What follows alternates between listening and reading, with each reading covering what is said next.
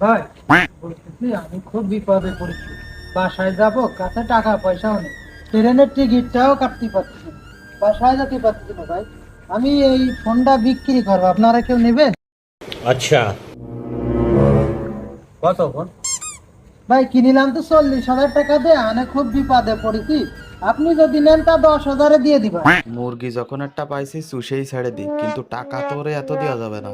দাঁড়া সিস্টেম করতেছি। ভাই এই ফোন 10-12 হাজার টাকা কোনো কথা না, 4,000 টাকা হলে আমি নিতে পারি। আচ্ছা ভাই ঠিক আছে, বিপদে যখন পড়ে গেছে আপনি 4,000 টাকাই দেন। लेकिन ये साला कर এই কার কাছে ফোন বিক্রি করেছিস? ক। স্যার এই যে এই ভাইয়ের কাছে ফোন বিক্রি করেছে, এই ভাই। শালা সুরা আইফোন কিনা ধরেছিস, তোর তো 6 বছরের জেল হবে এবার। চল শালা থানায় চল। স্যার স্যার আমি সত্যি জানতাম না স্যার, এটা সুরা আইফোন। স্যার স্যার আমাকে ছেড়ে দিন আজকের মতো স্যার। ঠিক আছে তাহলে ওই ফোনটা 10,000 টাকা দে।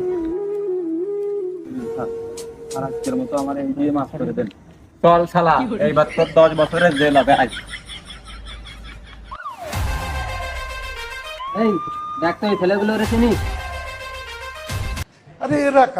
স্যার এটা তো পুলিশ। ठीक है।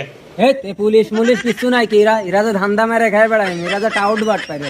आ हमको सिर्फ फांसी का सजा चाहिए।